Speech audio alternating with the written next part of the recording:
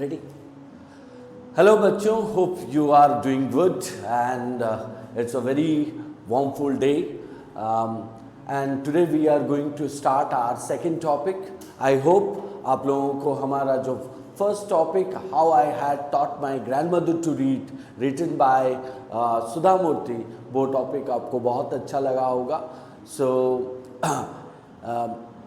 अभी हम चलेंगे सेकंड टॉपिक के ऊपर जो कि भारत आर लैंड है. ये एक पोएम है, ये क्लास 9th का सेकंड टॉपिक है और ये पोएम मीन्स पैट्रियोटिज्म के ऊपर दिया गया है. अगर आप देखोगे सो पहला टॉपिक मीन्स राइटर सुधा मूर्ति एजुकेशन के ऊपर दिए हैं और इंडिपेंडेंस के ऊपर दिए गए हैं. सो whereas जो सेकंड टॉपिक है वो एक पोएम है और वो पैट्रियोटिज्म के ऊपर दिया गया है और इसको मीन्स इसको लिखे हैं सुब्रमण्य भारती जो कि बहुत बड़े पोइट है और उनका लिखा ये जो poem Bharat our land so which is a very nice and also very interesting poem है जिसके जरिए बच्चे मीन्स जान पाएंगे कि किस हिसाब से मीन्स ये जो कंट्री इंडिया है वो यूनिक है, किस हिसाब से ये country means Bharat means natural and means other unique चीज़ों से भरा हुआ है. ठीक है, तो चलिए हम डिस्कस करते हैं ये पोएम को जिसका नाम है भारत आर लैंड, जिसको लिखे हैं Subramanya Bharti. So, but before we go to the poem, let me tell you about the title of the topic. So, we can see that the title of the topic, Bharat Our Land. So, if you see that, अगर आप देखोगे पहला जो word है, so वो भारत हिंदी में लिखा गया है और the second part is written in a foreign language, our land, English में. तो इससे पता चलता है कि poet किस हिसाब से मीन्स पैट्रियोटिक फीलिंग्स रखते हैं. पैट्रियोटिक का मतलब क्या होता है? देशभक्ति, राइट. देश के प्रति मीन्स पोइट का जो सम्मान है और पोइट का जो भावना है उसको उन्होंने मीन्स पोएम के टाइटल से ही पॉइंट आउट कर दिया है. So Bharat our land. Fine. So before we jump to the text और before we jump to the poem, let me discuss some of the reflect and respond based question. So what is that reflect and respond? So reflect and respond इसीलिए दिया गया है कि means हम कोई कुछ चीज़ों को याद करें और उसके बेसिस पे हम अपना ओपिनियन दें और अपना मत दें. सो इसीलिए दिया गया है रिफ्लेक्ट एंड रेस्पॉन्ड. सो यहाँ पे आपको एक क्वेश्चन पूछा गया है, recall the lines of the national anthem.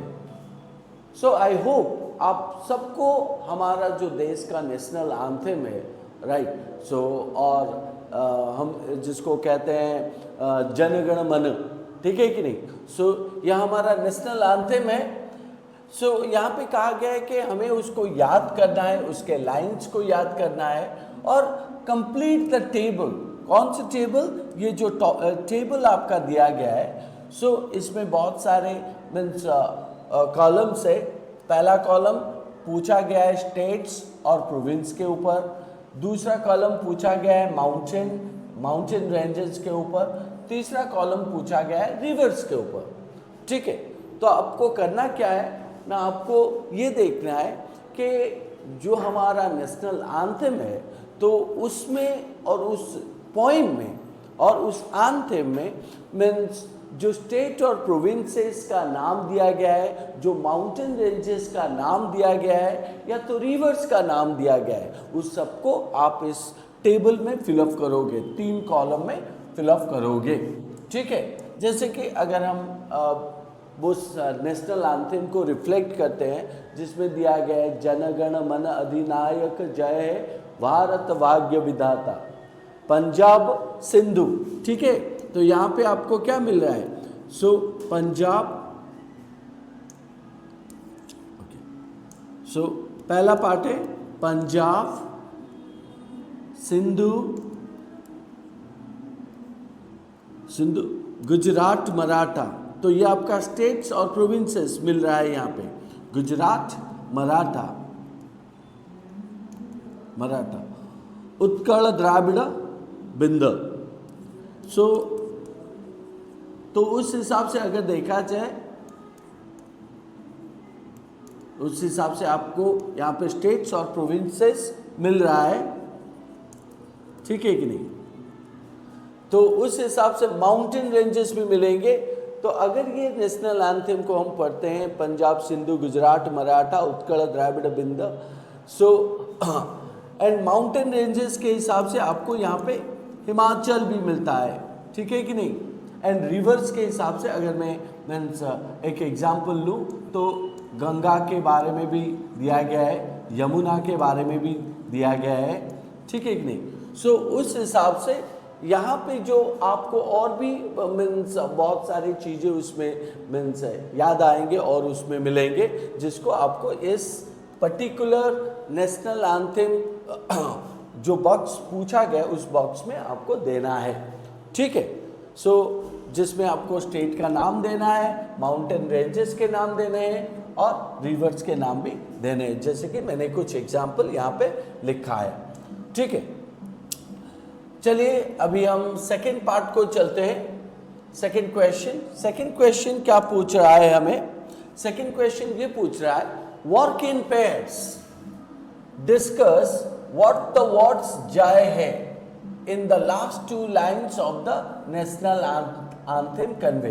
तो आपने वो जब वो नेशनल एंथम मीन्स गाया होगा तो उस नेशनल एंथम में मीन्स जब हम गाते हैं तो उसके लास्ट के जो लाइन्स होते हैं, जय है जय है जय है, ठीक है कि नहीं। तो वो जय है का मतलब क्या पॉइंट आउट करता है कि last 2 lines of the national anthem what does it express. So convey का मतलब होता है कि ये क्या एक्सप्रेस करवाता है, ठीक है कि नहीं। ये एक्सप्रेस करवाता है कि किस हिसाब से मीन्स हम अपने भारत के लिए गर्वित हैं, और it expresses that we are so proud for our country, right? And we always wish, हम हमेशा विश करते हैं कि हमारे कंट्री का जय हो, और the country should conquered। So conquered का मतलब क्या होता है? विक्ट्री। सो कंट्री हमेशा जीते हर चीज़ों में, हर मीन्स वॉर में, हर मीन्स हर एक चीज़ों में मीन्स कंट्री का जय हो, वही ये नेशनल एंथम एक्सप्रेस करवाता है, ठीक है। तो चलिए थर्ड क्वेश्चन को चलते हैं।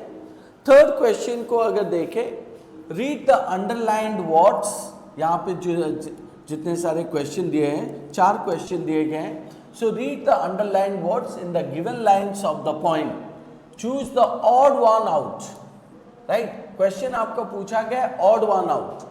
सो ऑड वन आउट का मतलब क्या है कि 4 वर्ड्स दिए गए हैं या तो 3 वर्ड्स दिए गए हैं, जितने भी सारे वर्ड्स दिए गए हैं उनमें से आपको आइडेंटिफाई करना है कौन सा वर्ड जो कि बाकी वर्ड से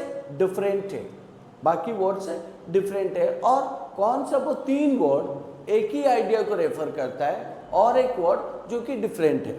तो यहाँ पे उसी को हम कहते हैं odd one out, that does not correspond with the meaning of the underlined word, right? So in that case हमें find out करना है कि कौन सा वो ऑप्शन है जो कि means odd one है एंड जो सेंटेंस में दिए गए वर्ड के साथ मैच नहीं करता है, ठीक है। सो चलिए पहला क्वेश्चन को देखते हैं। शी इज पियरलेस, तो हमारा यहाँ पे पियरलेस अंडरलाइंड है। She is peerless, let's praise her. She is fearless, let's praise her। तो यह हमारा fearless का मतलब क्या होता है वो हम देखेंगे, लेकिन उससे पहले हमें ऑप्शन देखना है। सो पहला ऑप्शन दिया है वैल्यूएबल, दूसरा ऑप्शन है इनकम्पैरेबल, तीसरा वर्ड है अनमैच्ड, ठीक है। सो fearless का मतलब हमें ढूंढना है, बट उससे पहले हमें देखना है ऑड वन में कौन सा वो ऑप्शन है जो कि ऑड है। तो अगर मैं यहाँ पे देखूं वैल्यूएबल का मतलब क्या है ना, वैल्यूएबल का मतलब something which is unique, right, something unique और कॉल्ड एज अ प्रीशियस, है कि नहीं, जो कि मूल्यवान है, राइट, और मीन्स यूनिक है। Whereas अगर मैं यहाँ पे इनकम्पैरेबल अनमैच्ड को देखूं तो इनकम्पैरेबल एंड अनमैच्ड का मतलब सेम ही है। तो अगर ये दो वर्ड सेम है तो यही वर्ड ऑड वन है, ठीक है कि नहीं। तो इसका मतलब यहाँ पे जो दिया गया है she is peerless let's praise her, तो इसका मतलब आप बोल सकते हो कि पियरलेस का मतलब इनकम्पैरेबल और अनमैच्ड है। कैसे पता चला? तो अगर हम कहते हैं इनकम्पैरेबल मतलब जिसका कोई कंपैरिजन नहीं है, सो जो कि एक ही है, और अनमैच्ड का मतलब जिसका कोई मैच नहीं है। तो उस हिसाब से अगर मैं कहूँ she is peerless let's praise her, it mean she is incomparable, she is unmatched, let's praise her. So valuable का मतलब प्रीशियस हो सकता है, but valuable can not be use with the incomparable और अनमैच्ड, सो उसका सिनोनिम नहीं हो सकता है। तो यहाँ पे हम देखें तो आंसर क्या होगा, वैल्यूएबल, जो कि ऑड वन आउट है। Hope you understood this. चलिए सेकंड पार्ट को चलते हैं और सेकंड क्वेश्चन को चलते हैं। सेकंड क्वेश्चन में पूछा है मेनी अ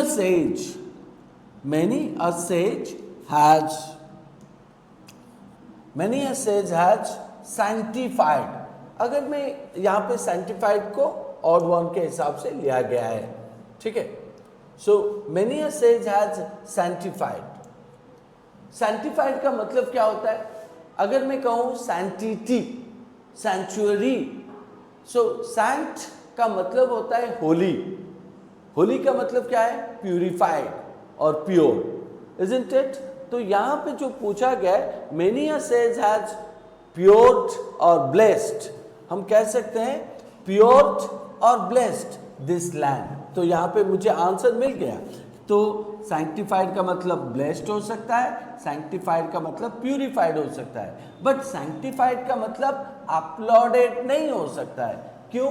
क्योंकि uploaded का मतलब क्या होता है कि जब आप किसी को मीन्स क्या करते हो, कोई अगर अच्छा काम कर रहा है तो आप उसके लिए ताली बजाते हो, सो अपलोड, और उसको अप्रिशिएट करते हो।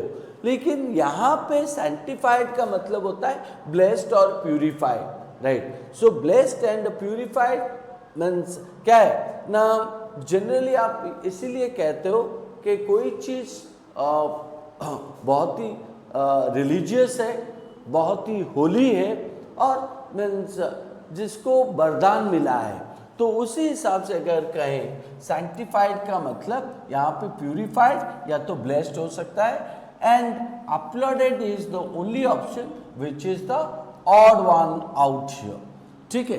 तो इसलिए क्वेश्चन 2 का आंसर क्या होगा, अपलोडेड, जो कि मीन्स करेस्पॉन्ड नहीं करता है सैंक्टिफाइड के साथ। यहाँ पे वैल्यूएबल करेस्पॉन्ड नहीं करता है पियरलेस के साथ, ठीक है। चलिए coming to the third question, and here all auspicious things are found, fortunate, fantastic, favourable. तो यहाँ पे जो वर्ड अंडरलाइंड हुआ है वो ऑस्पिशियस है।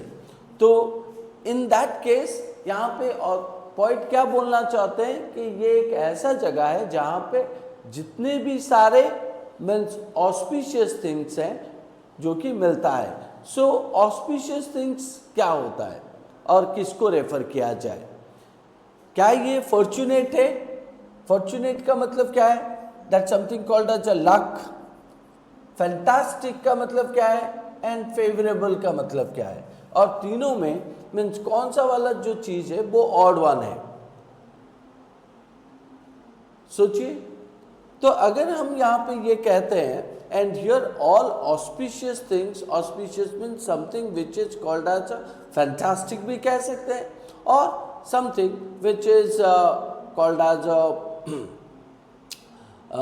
फेवरेबल। बट ये फॉर्चुनेट तो नहीं होगा। फॉर्चुनेट का मतलब समथिंग विच इज लक को रेफर करता है। तो उस हिसाब से अगर कहें fortunate is the only option which is odd one out here, ठीक है। देन क्वेश्चन नंबर 4 यहाँ पे पूछा है अप होरी एंटिक्विटी इज भारत। अगर मैं यहाँ पे जो फ्रेज दिया है which is known as a hoary antiquity, तो जो कि आपको पॉइंट में भी मिलेगा, तो होरी एंटिक्विटी का मतलब क्या है ना। होरी एंटिक्विटी का मतलब होता है जो पुराना और कॉल्ड एज हिस्ट्री और ancient, right. So ancient ideas pertain to the Bharat.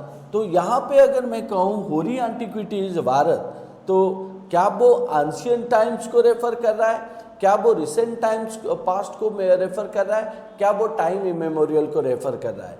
तो इन तीनों में से कौन सा वो है जो कि ऑड वन है और जो होरी एंटिक्विटी के साथ मैच नहीं करता है।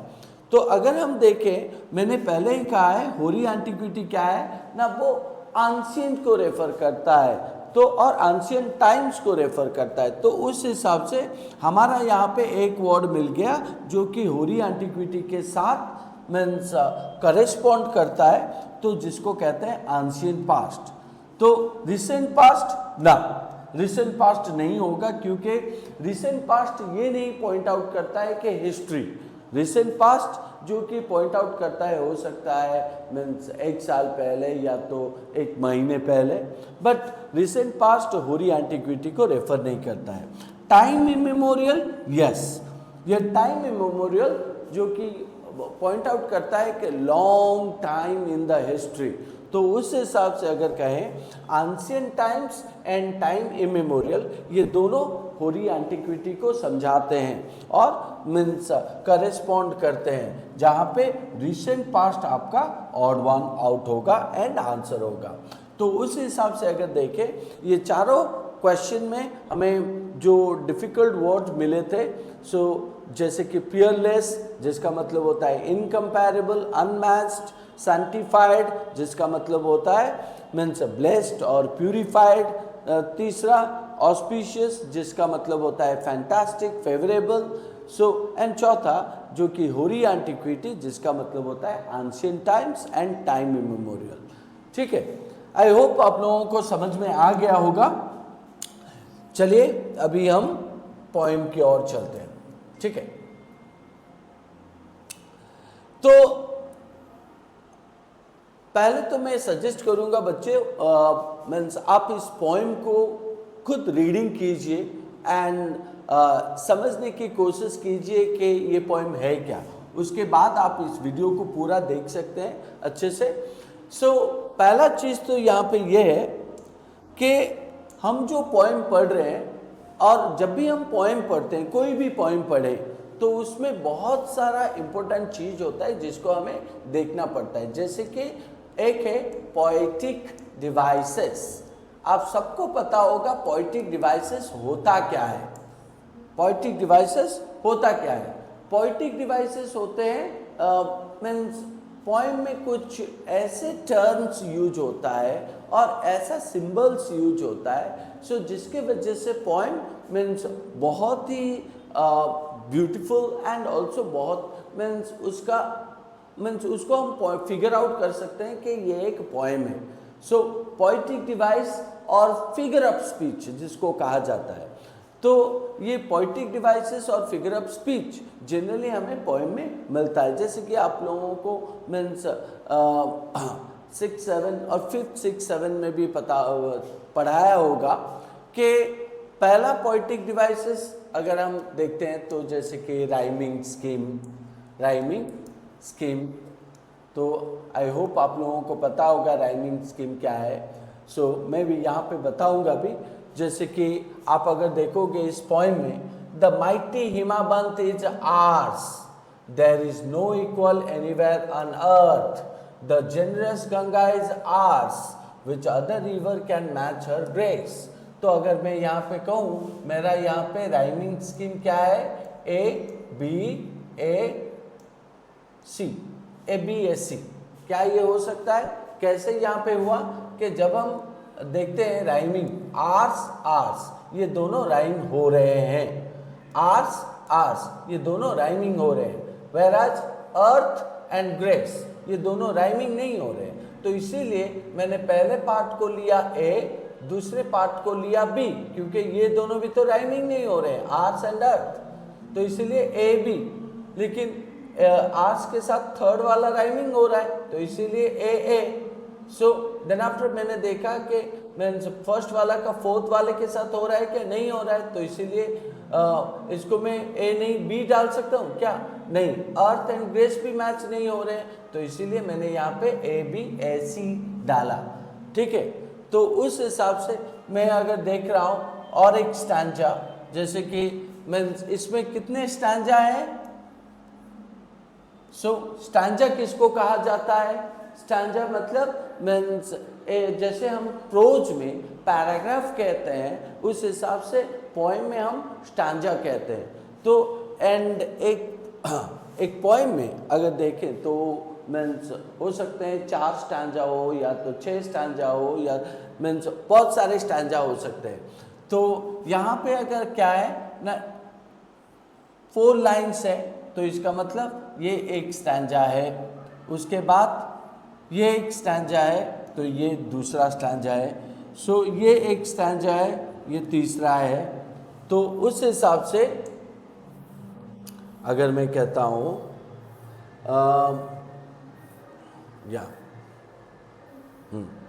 तो ये एक स्टैंजा है, जिसकी वजह से जिसको कहेंगे चौथा स्टैंजा है, ठीक है कि नहीं, चौथा स्टैंजा है, ठीक है। सो दैट इज व्हाट, तो इसका मतलब हर एक स्टैंजा में 4 लाइन्स होते हैं और हमारा यहाँ पे 4 स्टैंजाज हैं, राइट। सो ठीक है, चलिए चलते हैं। हमने यहाँ पे देख लिया कितने स्टैंजाज हैं, 4 स्टैंजाज हैं, और इसका राइमिंग स्कीम क्या है ना, राइमिंग स्कीम ए बी ए सी, ठीक है। सो देन हम यहाँ पे और भी बहुत सारी चीज़ें पा सकते हैं, लेकिन उससे पहले हम डिस्कस कर लेते हैं ये पोएम को। तो पोएम बोल क्या रहा है, the mighty Himavant is ours, the mighty Himavant is ours, there is no equal anywhere on earth, the generous Ganga is ours, which other river can match her grace. The sacred Upanishads are ours, what scripture else to name with them? This sunny golden land is ours, she is peerless, let's praise her. Gallant warriors have lived here, many a sage has sanctified this land. The divinest music has been heard here, and here all auspicious things are found. तो यहाँ पे क्या दिया है, the mighty Himavant. What do you mean by mighty Himavant? तो पहले stanza में आपको, पहले स्टैंजा के पहले लाइन में हिमाबंत दिख रहा है। सो हिमाबंत का मतलब क्या है ना, Himavant is referring to the Himalaya mountain, isn't it? So Himalaya, तो इसका मतलब हिमालय कहाँ पे है, भारत में। तो उस हिसाब से यहाँ पे पॉइंट ये बोल रहे हैं कि हिमाबंत इज आर्स, ये जो हिमालय है वो हमारा है। और यहाँ पे हिमालय को किस हिसाब से यूज किया गया है कि हिमालय इज माइटी। तो माइटी का मतलब क्या होता है, that's called as symbol of strength, symbol of strength, right, symbol of strength and power, symbol of strength and power। और हम कहेंगे कि हिमालय स्ट्रॉन्ग है एंड पावरफुल है, ठीक है कि नहीं, स्ट्रॉन्ग एंड पावरफुल है। तो इस हिसाब से ये हमारा मीन्स स्ट्रेंथ एंड पावर को दर्शाता है। कौन ना, हिमालय, हिमालय भारत का स्ट्रेंथ एंड भारत का पावर को दर्शाता है। So there is no equal anywhere on earth। so means poet ने ये कहा है कि हिमालय को किसी और के साथ आप कंपेयर नहीं कर सकते, और मीन्स पूरे वर्ल्ड में और अर्थ में कोई भी देश के पास ऐसा, राइट, ऐसा सिंबल आपको मिलेगा नहीं।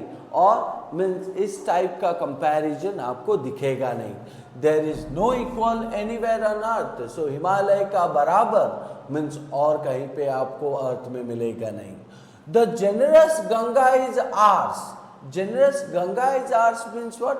अगेन पॉइंट ने सेकेंड थर्ड लाइन में ये कहा Ganga. So Ganga is a holy river and Ganga को जेनरस कहा गया है. जेनरस का मतलब क्या होता है? जेनरस का मतलब काइंड, जेनरस का मतलब बिनाइन, जेनरस का मतलब होता है होली, राइट. और यहाँ पे अगर देखा जाए Ganga is Holi, Ganga is kind, Ganga is benign, है कि नहीं? तो दया की मीन्स सागर है वो गंगा, और Ganga is symbol of purity, Ganga is symbol of holy. तो इसीलिए यहाँ पे कहा गया है the generous Ganga is ours which other river can match her grace, right. So which other river can match her grace means आप यहाँ पे अगेन पॉइंट बोल रहे हैं गंगा जैसा कोई नहीं, गंगा की मीन्स गंगा जैसे रिवर का मीन्स और कोई रिवर के साथ तुलना नहीं है. वही यहाँ पे कहा जा रहा है कि विच other river can match her grace. Question दिया है कि बाकी रिवर क्या मैच कर सकते हैं गंगा के मीन्स ग्रेस के साथ, और गंगा का प्योरिटी के साथ, गंगा के होली के साथ, राइट, और गंगा के काइंडनेस के साथ. तो उस हिसाब से अगर देखा जाए मीन्स गंगा एंड हिमालय ये मीन्स हमारे देश में है, तो इसका कोई कंपैरिजन बाकी देश के रिवर के साथ नहीं हो सकता है. पॉइंट ये भी कह रहे हैं द सैक्रेड उपनिषेदस. ना उपनिषेद क्या है? ना उपनिषेदस को कहा जा रहा है स्क्रिप्चर्स.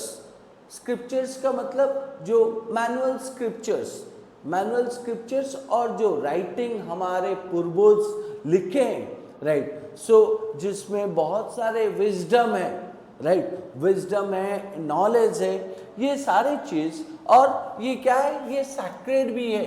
रिलीजियस बुक्स भी हम कहते हैं इसको, रिलीजियस एपिक्स, रिलीजियस बुक. और मीन्स ये रिलीजियस बुक है क्या? ना उपनिषद है, और ये आपको भारत में ही मिलेगा. What scriptures? स्क्रिप्चर्स का मतलब क्या होता है? राइटिंग. स्क्रिप्चर का मतलब मैनुअल राइटिंग आप कह सकते हो. सैक्रेड का मतलब क्या है? Purity, right. उपनिषद क्या है? ना उपनिषद you can say that religious books, religious book हम कह सकते हैं.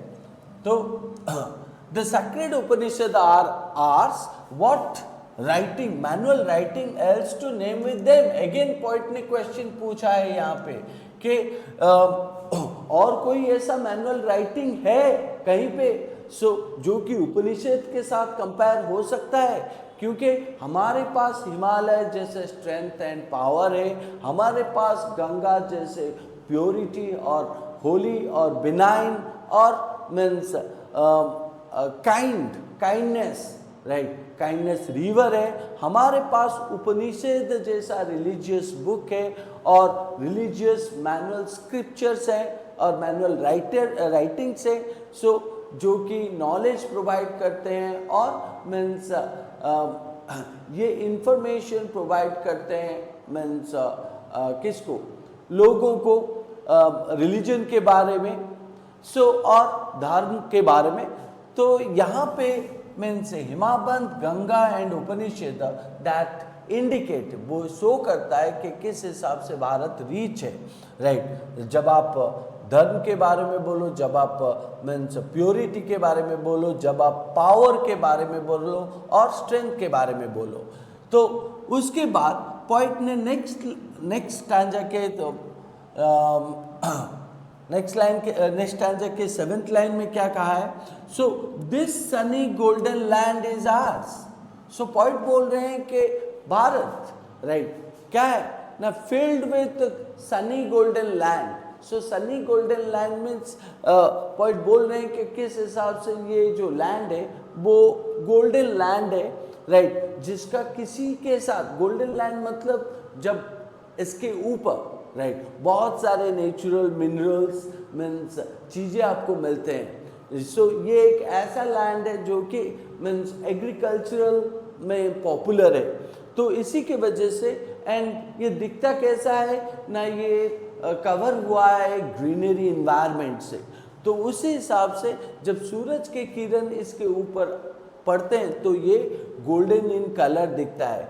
तो इसीलिए पोइट ने यहाँ पे ये कहा है, this sunny golden land is ours. So यहाँ पे सनी गोल्डन लैंड का मतलब क्या होता है? सो सूरज का किरण जब इस लैंड के ऊपर पड़ता है तो ये लैंड गोल्डन इन कलर दिखता है, और ये जो लैंड है filled with what? Filled with greenery environment, greenery environment, greenery environment, and आप कह सकते हो fresh vegetation, fresh vegetation, fresh vegetation. So and filled with what? Natural mineral things, natural and mineral things, natural minerals. So now she is peerless, let's praise her. Peerless का मतलब यहाँ पे हमने क्या पढ़ा था? Incomparable, unmatched.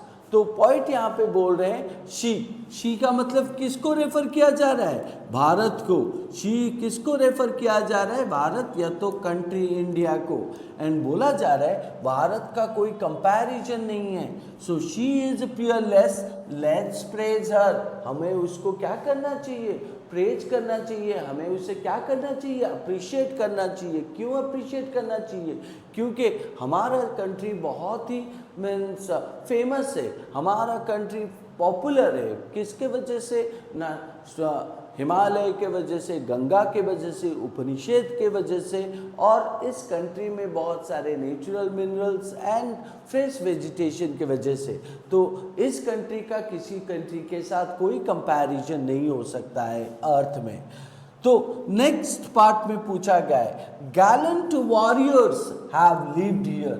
सो अगर हम कहें गैलेंट वॉरियर्स तो ये किसको रेफर कर रहा है? ना gallant warriors refers to the brave soldiers. Gallant warriors किसको रेफर कर रहे हैं? ना ब्रेव सोल्जर्स को। So brave soldiers, so gallant warriors have lived here, it means brave soldiers have lived here. ये जो कंट्री है जहाँ पे मीन्स ब्रेव सोल्जर्स जो कि गार्ड करते हैं, गार्ड मतलब प्रोटेक्ट करते हैं। मीन्स कैसे प्रोटेक्ट करते हैं ना, वो बॉर्डर पे मीन्स हमेशा मीन्स खड़े रहते हैं और मीन्स एनिमी को फेस करते रहते हैं। वो चाहे आर्मी हो या तो नेवी हो या तो मीन्स एयरफोर्स हो। तो ये क्या करते रहते हैं ना, ये 24 घंटे बॉर्डर के ऊपर सिक्योरिटी देते हैं कंट्री को। So gallant warriors not only present at the border, gallant warriors also present inside the country. Country के अंदर भी बहुत सारे वॉरियर्स हैं, गैलेंट वॉरियर्स और ब्रेव वॉरियर्स। याद रखिए गैलेंट का मतलब brave, right. So brave warriors सिर्फ कंट्री के बॉर्डर के ऊपर नहीं, कंट्री के अंदर भी बहुत सारे रहते हैं। और जैसे कि हम कह सकते हैं पुलिस हो, डॉक्टर्स हो, टीचर्स हो, है कि नहीं, वो क्या करते हैं? एजुकेटेड करते हैं, लोगों को हेल्प करते हैं। तो उस हिसाब से पॉइंट यहाँ पे बोल रहे हैं gallant warriors have lived here, many a says has sanctified this land. Says का मतलब क्या होता है ना? रिलीजियस गुरु। सेज का मतलब जिसको कह सकते हैं हम रिलीजियस गुरु और धार्मिक गुरु, रिलीजियस गुरु और धार्मिक गुरु। और हम ये भी कह सकते हैं प्रीस्ट हो सकता है, मंक है। तो ये जो रिलीजियस गुरु है उन्होंने इस भारत लैंड को क्या दिया है ना? सैंक्टिफाइड किया है। सैंक्टिफाइड का मतलब क्या है? हमने पढ़ा था ब्लेस्ड और प्यूरिफाइड। तो इस कंट्री को उन्होंने आशीर्वाद दिया है और प्यूरिफाइड किया है, राइट, कि ये कंट्री किस हिसाब से इम्प्रूव करे, इंक्रीज करे। उसके बाद द डिविनेस्ट का मतलब क्या होता है? डिवाइन, डिवाइन से डिविनेस्ट। इन दैट केस अगर हम कहते हैं the divinest music, so music nature का जो साउंड है, राइट, उसको डिविनेस्ट म्यूजिक के साथ कंपेयर किया जा रहा है और बोला जा रहा है कि इसका जो म्यूजिक है वो डिवाइन जैसा है। डिवाइन का मतलब क्या है ना? That's something called as God's sound, और गॉड्स साउंड और called as God's own land और ओन लैंड साउंड। तो ये जो म्यूजिक है वो बहुत ही मीन्स प्यूरिफाइड है, राइट, एंड डिवाइन है, एंड जो कि यहाँ पे सुनाई देता है। The divinest music has been heard here and here all auspicious. Auspicious का मतलब क्या है? That called as a favourable, और ऑस्पिशियस का मतलब something which is valuable, right, और प्रीशियस। ऑस्पिशियस का मतलब क्या है? प्रीशियस और means valuable things are found. आपको हर वो चीज इस भारत में मिलेगा। सो वो चाहे मीन्स नेचुरल मिनरल्स या तो मीन्स कोई भी, हर एक चीज जो कि मूल्यवान है वो आपको भारत देश में मिलेगा। सो आई होप आपको समझ में आ रहा होगा अभी तक का। सो हमने क्या मीन्स समझा ये 3 स्टैंजा में अभी तक। सो 3 स्टैंजा मतलब पहला 4 लाइन एक, एंड दूसरा 4 लाइन, सो एंड तीसरा। सो अगर मैं यहाँ पे कहूँ, पोइट यहाँ पे पहले स्टैंजा में मीन्स इंट्रोड्यूस किए हैं कि कैसे इंडिया का पॉपुलैरिटी मीन्स और इंडिया का स्ट्रेंथ एंड पावर हिमालय है, और इंडिया का मीन्स काइंडनेस और प्योरिटी गंगा है, एंड इंडिया का manual script, ancient manual script Upanishad है और रिलीजियस बुक्स हैं जो कि मीन्स क्या करते रहते हैं ना, सिंबल है भारत के। और भारत एक ऐसा देश है जहाँ पे आपको हर एक चीज़ का अवेलेबिलिटी मिलेगा। इसी भारत को ब्रेव वॉरियर्स प्रोटेक्ट करते हैं बॉर्डर पे, राइट, एंड गुरु इनको मीन्स रिलीजियस गुरु इस कंट्री को मीन्स वरदान दिए हैं, ब्लेस किए हैं, प्यूरिफाइड किए हैं। और यही वो जगह है जहाँ पे आपको मीन्स गॉडली साउंड मिलेगा और डिविनेस्ट म्यूजिक आपको सुनने को मिलेगा। और यही वो जगह है जहाँ पे आपको प्रीशियस, बहुत ही मूल्यवान चीज़ें मिलेंगे, जैसे कि मीन्स नेचुरल मिनरल से लेके मीन्स फ्रेश वेजिटेशन तक। ठीक है, सो चलते हैं नेक्स्ट स्टैंजा को। सो नेक्स्ट स्टैंजा भी यहाँ पे दिया है, ये लास्ट स्टैंजा है, और ये लास्ट स्टैंजा में आपको पूछा गया है, here Brahma knowledge, right, here Brahma knowledge, yeah, so here Brahma knowledge has taken root. Brahma knowledge, so what do you mean by Brahma knowledge? तो अगर हम कहें स्पिरिचुअल नॉलेज, ब्रह्मा नॉलेज का मतलब होता है स्पिरिचुअल नॉलेज। सो ये जो स्पिरिचुअल नॉलेज है, सो जो कि यही से भारत से ही शुरू हुआ है। तो यहाँ पे विजडम, नॉलेज, फिलॉसफी, राइट, सो ये सब चीज़ें मीन्स भारत से ही शुरू हुआ है। तो इसीलिए यहाँ पे अगर हम कहें ब्राह्मण नॉलेज, ब्रह्म नॉलेज, तो इसका मतलब आप किसको रेफर कर सकते हो? स्पिरिचुअलिटी, राइट, और you can also say that wisdom, right. So wisdom का मतलब भी नॉलेज को ही रेफर कर रहा है, नॉलेज को ही रेफर कर रहा है। सो आप कह सकते हो Brahma knowledge refer to the spiritual knowledge और philosophy, and this spiritual knowledge has taken root from our country, isn't it? And the Buddha, I hope आप सबको पता होगा गौतम बुद्ध, सो जो कि मीन्स विजडम को स्प्रेड किए हैं और नॉलेज को स्प्रेड किए हैं। किस हिसाब से? So Gautam Buddha preached his dhamma here, so priest का मतलब क्या है, that called as a teach, और आप कह सकते हो spread knowledge, spread knowledge. So what kind of a knowledge, किस टाइप का नॉलेज, ना spread knowledge of his dharma here. So यही वो कंट्री है जहाँ पे स्पिरिचुअल नॉलेज, यहाँ पे ही बुद्ध जिन्होंने अपना धर्मा को स्प्रेड किया है और स्प्रेड लोगों में किया है, और यही वो का देश है जिसमें होरी antiquity is Bharat.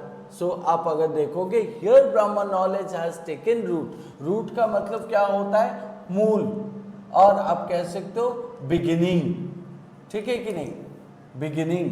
So and Buddha is a religious गुरु, एक रिलीजियस गुरु को हम यहाँ पे पॉइंट आउट कर रहे हैं,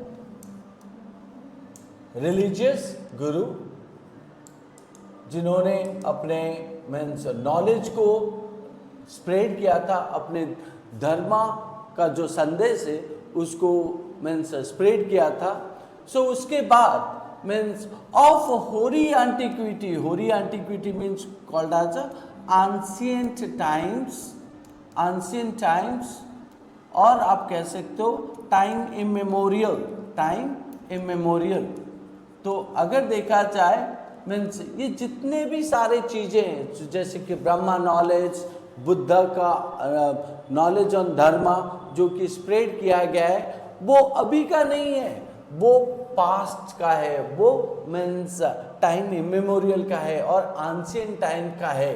सो दैट इज वाई पॉइंट यहाँ पे बोल रहे हैं of hoary antiquity is Bharat. So Bharat is filled with, Bharat means ये सब चीज़ों से भरा हुआ है। सो मीन्स पास्ट में और एंशिएंट टाइम्स ऑनवर्ड्स, मतलब पास्ट से लेके अभी तक। So that is why point यहाँ पे बोल रहे हैं कि शी इज पियरलेस, शी का मतलब भारत, यहाँ पे भारत को यहाँ पे एक किसके साथ कंपेयर किया जा रहा है, मीन्स भारत को यहाँ पे फीमेल के साथ कंपेयर किया जा रहा है, भारत को मदर के साथ कंपेयर किया जा रहा है, ठीक है कि नहीं। सो उस हिसाब से पॉइंट यहाँ पे बोल रहे हैं कि she is peerless, incomparable, unmatched and we should praise her. Praise her का मतलब हमें उसको अप्रिशिएट करना चाहिए। तो होल ओवर पॉइंट मीन्स इस पोएम में जिसमें उन्होंने 4 स्टैंजा दिया है, 16 लाइन्स लिखे हैं, और हर एक लाइन में पॉइंट देश को क्या कर रहे हैं ना, देश को बोस्ट कर रहे हैं। बोस्टिंग का मतलब क्या होता है, प्रेजिंग कर रहे हैं कि किस हिसाब से देश मीन्स हमारा देश बाकी देशों से अलग है, हमारा देश यूनिक है, हमारा देश फॉर्चुनेट है, हमारा देश मीन्स आप बोल सकते हो कि मीन्स भरपूर है नेचुरल चीज़ों से, हमारा देश जो कि सिंबल है मीन्स पावर एंड स्ट्रेंथ का, हमारा देश सिंबल है मीन्स रिलीजियस मैन्युस्क्रिप्ट का, और हमारा देश सिंबल है मीन्स काइंडनेस एंड होली का, हमारा देश सिंबल है मीन्स गोल्डन लैंड के हिसाब से, और हमारा देश सिंबल है मीन्स कि ऐसा देश जहाँ से शुरू हुआ है स्पिरिचुअल नॉलेज, जहाँ से ही बड़े बड़े गुरु, रिलीजियस गुरु का मीन्स आविर्भाव हुआ है, और जिन्होंने अपने धर्म को किस हिसाब से स्प्रेड किया है। तो ये जो भारत है वो भारत क्या मीन्स पास्ट से लेके अभी तक यूनिक है और मीन्स महान है। सो जिसका किसी भी कंट्री के साथ कोई कंपैरिजन नहीं है। तो इसीलिए पोइट ने जितने भी रीडर यहाँ पे इस पोएम को पढ़ रहे हैं जो कि इंडियन है, सो उनको मीन्स पोइट यहाँ पे सजेस्ट कर रहे हैं कि और रिक्वेस्ट कर रहे हैं कि वो सब अपने लैंड को और अपने कंट्री भारत को प्रेज करें, अप्रिशिएट करें। सो इसी के साथ उन्होंने ये पॉइंट को एंडिंग किया। So which is known as a Bharat our land, और जिसको लिखा है सुब्रमण्य भारती। तो आई होप आप लोगों को ये पोएम अच्छा लगा होगा और इस पोएम को आपने अच्छे से समझा होगा। इस पोएम में मैंने आपको पहले से ही कहा है कि इसमें बहुत सारे पोइटिक डिवाइसेस हैं और फिगर ऑफ स्पीच है। जैसे कि आप अगर देखोगे इसमें आपका दिया गया है शी किसको रेफर कर रहा है? अगर मैं कहूँ शी रेफर कर रहा है पर्सोनिफिकेशन। तो पर्सोनिफिकेशन का मतलब क्या होता है बेटा? पर्सोनिफिकेशन का मतलब होता है कि आप किसी भी मीन्स नॉन लिविंग चीज़ों को लिविंग चीज़ों के साथ अगर कंपेयर करते हो, कैसे कंपेयर करते हो कि लिविंग चीज़ों में जो क्वालिटी होते हैं, अगर वही क्वालिटी हमने नॉन लिविंग चीज़ों में दे दिया तो हम कह सकते हैं कि वो पर्सोनिफाइड हुआ, पर्सन का क्वालिटी उसमें है, तो इसीलिए पर्सोनिफिकेशन। दूसरा चीज इस पोएम में पोइट ने मीन्स क्या यूज किया? हाइपरबोल। हाइपरबोल का मतलब क्या है? हाइपरबोल ओके तो मैंने जैसे पर्सनिफिकेशन कहा, यहाँ पे पोइट ने भारत को शी कहा है तो फीमेल फिगर, तो इसी की वजह से हम इसको पर्सनिफिकेशन कह रहे हैं। दूसरा चीज हाइपरबोल। हाइपरबोल का मतलब क्या होता है? हाइपरबोल का मतलब होता है एग्जाजरेशन। हाइपरबोल का मतलब क्या होता है? एग्जाजरेशन, EXGGERATION, एग्जाजरेशन मतलब कोई भी चीज को बहुत बढ़ा चढ़ा के बोलना, जो कि मीन्स इस पोएम में दिखा गया है कि किस हिसाब से पोएट यहाँ पे बहुत ही मीन्स एग्जाजरेट के साथ अपना जो इमोशन शेयर किए हैं भारत के प्रति। उन्होंने कहा है कि Bharat means strong and powerful है, हिमालय को पॉइंट आउट किया, गंगा को होली और मीन्स बिनाइन कहा, एंड हर एक चीज़ में भारत को उन्होंने बहुत ही ऊंचाई में रखा है, जो कि पॉइंट आउट करता है कि पोइट मीन्स भारत को कितना मीन्स आदर करते हैं और किस हिसाब से पोइट मीन्स इस पोएम को मीन्स भारत को एग्जाजरेट कर रहे हैं, इस पोएम को एग्जाजरेट कर रहे हैं। ठीक है, तो बिसाइड दैट ये एक 16 स्टैंजा पोएम है, तो इसीलिए हम यहाँ पे कह सकते हैं कि ये एक ओड है, राइट, ओड है। तो उसके अलावा इस पोएम में आपको सिमिली एंड मेटाफर के बारे में भी मिलेगा।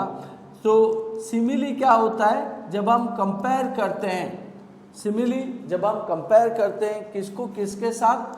आज और लाइक यूज करके, आज और लाइक यूज करके जब हम कोई भी किसी को भी किसी के साथ कंपेयर करते हैं तो उसको हम कहते हैं सिमिली। मेटाफर का मतलब होता है जब हम आज और लाइक यूज ना करके डायरेक्टली कंपेयर करते हैं तो उसको कहा जाता है मेटाफर। मेटा का मतलब बियॉन्ड एंड फॉर का मतलब body. So beyond the body means something you are comparing is called as a metaphor. उसके अलावा हमारा यहाँ पे अलिट्रेशन भी है। अलिट्रेशन का मतलब क्या होता है? अलिट्रेशन का मतलब होता है कि जब आप मीन्स कंजिक्यूटिवली कोई भी साउंड को प्रोड्यूस करते हुए पोएम में देखते हो तो उसको अलिटरेशन कहा जाता है। अलिटरेशन के अलावा यहाँ पे और एक है that is known as allusion. Allusion का मतलब होता है सिंबोलिज्म।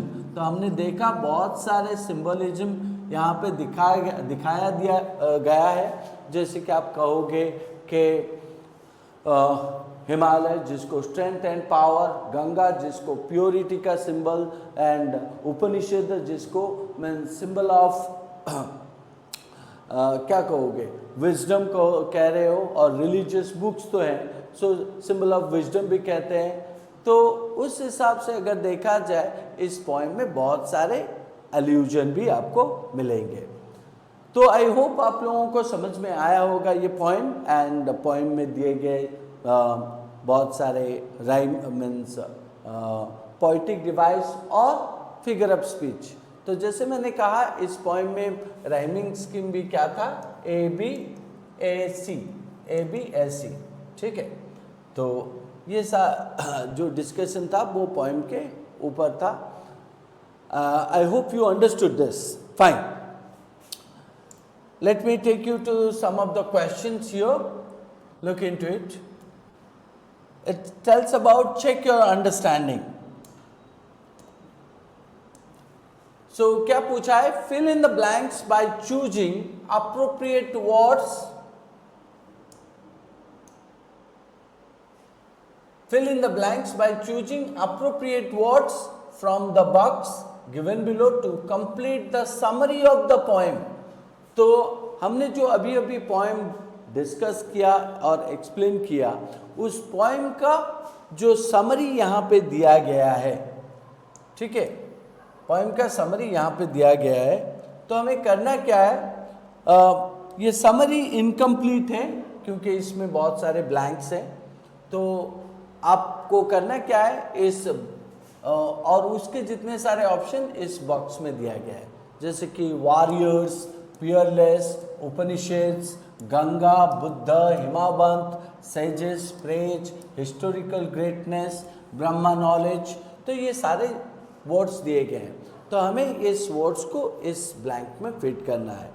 तो देखते हैं, कोशिश करते हैं इसको कंप्लीट करने के लिए।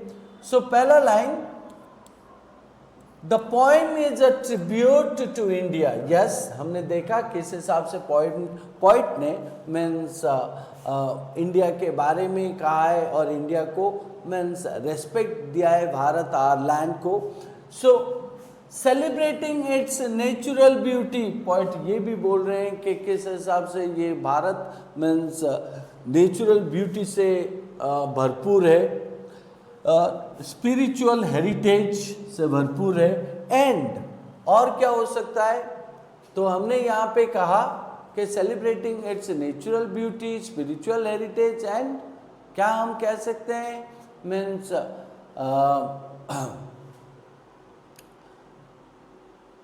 क्या हम कह सकते हैं historical greatness. The poem is tribute to India celebrating its natural beauty, spiritual heritage and historical greatness, ठीक है। तो लेते हैं इसको, historical greatness. The poet praises the what, the poet praises whom, the Himavant. Yes, यहाँ पे हम कह सकते हैं द पोइट प्रेजेस हिमावंत, क्योंकि पहला पार्ट आपका हिमावंत को ही रेफर कर रहा है, हिमावंत। The poet praises the Himavant, describing it as mighty, power, strength and power, and unmatched.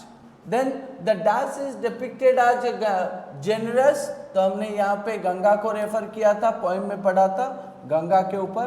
So the Ganga is depicted as generous and graceful, while the dash are honored as sacred and unmatched. So yes. तो गंगा के बाद हमने देखा था उपनिषद के बारे में कहा, the Upanishad, while the Upanishads are honored as sacred and unmatched. The poem highlights the contribution of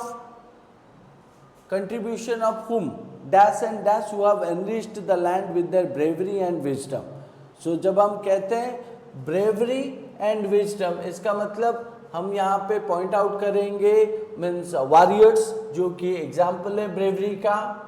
bravery का एग्जाम्पल कौन है,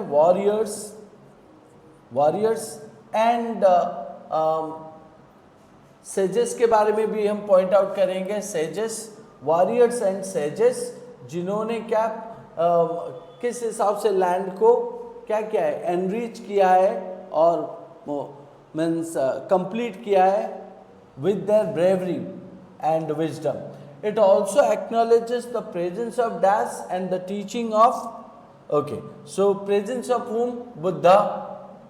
So Buddha, presence of Buddha, तो इसको 7 के हिसाब से लेंगे, and the teachings of what, teachings of Brahma knowledge हो गया, teachings of Brahma knowledge, highlighting India's deep-rooted spiritual and philosophical traditions. The poet repeatedly declared that India is okay. Yes. So India is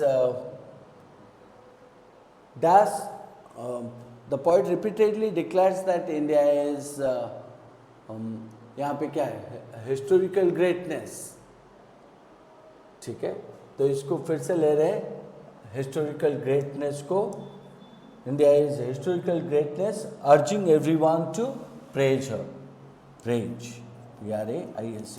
तो एक word जो कि 2 बार repeat हुआ है, historical greatness, and बाकी same है. ठीक है, तो यहाँ पे भी हम यूज करेंगे हिस्टोरिकल ग्रेटनेस. ठीक है, सो अभी हमारा हो गया. The poem is a tribute to India celebrating its natural beauty, spiritual heritage and historical greatness. The poet praises the Himavant. Himavant का मतलब Himalaya. Describing it as mighty and unparalleled. The Ganga is depicted as generous and graceful, while the Upanishads are honored as sacred and unmatched. The poem highlights the contributions of warriors and sages who have enriched the land with their bravery and wisdom. It also accepts the presence of Buddha and the teachings of Brahma knowledge, highlighting India's deep-rooted spiritual and philosophical traditions. The poet repeatedly declared that India is means historical greatness, urging everyone to praise her. Right? So, okay. Sorry, I think I missed out one which is called as a peerless. So, the poet repeatedly declared that India is peerless, urging everyone to praise her. Yes. तो यहाँ पे हम डाल सकते हैं Peerless को, छूट गया था. This could be 9.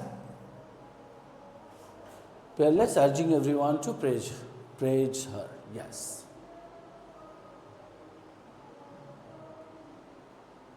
ठीक है, तो चलिए नेक्स्ट क्वेश्चन को चलते हैं. नेक्स्ट क्वेश्चन में आपका क्या दिया है? Complete the following features about the poem. Yes. So the impact on the readers, moods, the poet's attitude, obviously positive, the rhyme scheme. तो हमें यहाँ पे पता है कि the impact on the reader's mood, patriotism हम कह सकते हैं,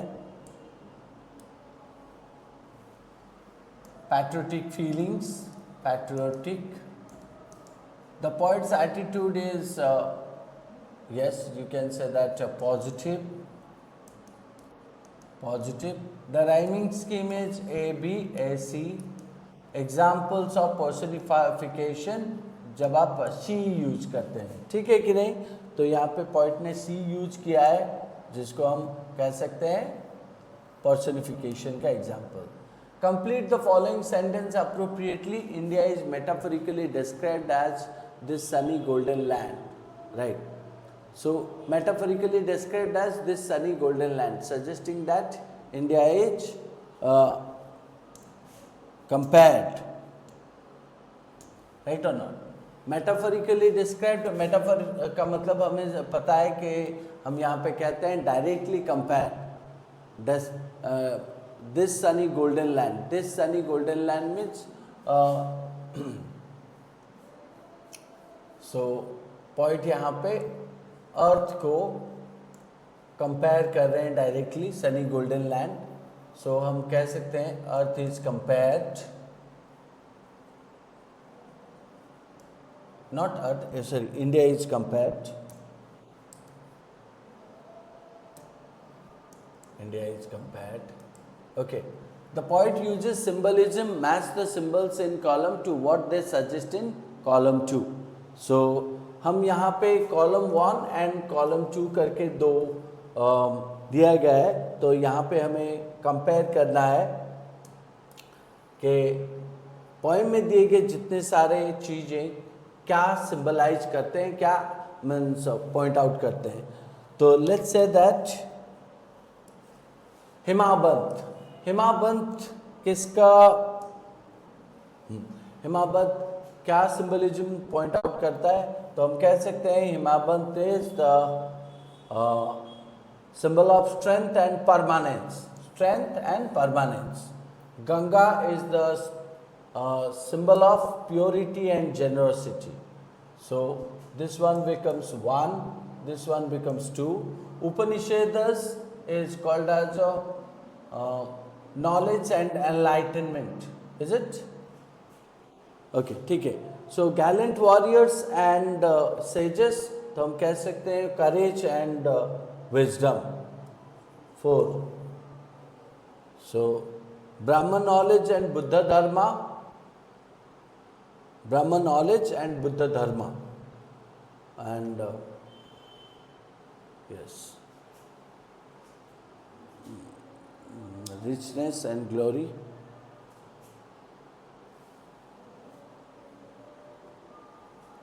उपनिषद नॉलेज एंड एनलाइटनमेंट को पॉइंट आउट करेगा. हाँ ठीक है. So knowledge and enlightenment, then gallant warriors and says,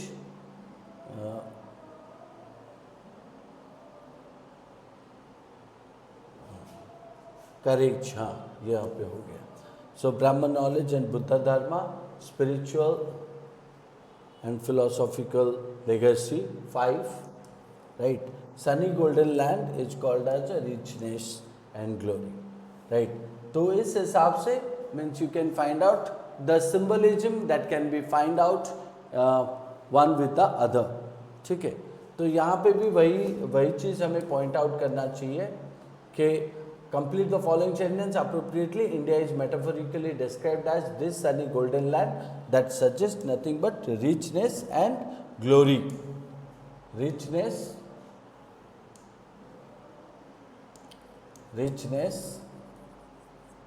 and glory, उसी को रेफर करता है.